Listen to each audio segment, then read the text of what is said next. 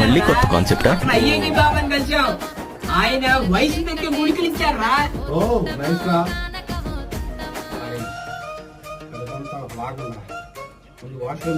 అరే సరే వెళ్ళండి, పక్కన లెఫ్ట్కి వెళ్ళి రైట్ లో ఉంటుంది.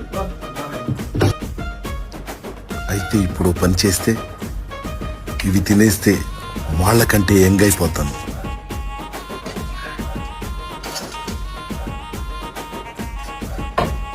A few moments later.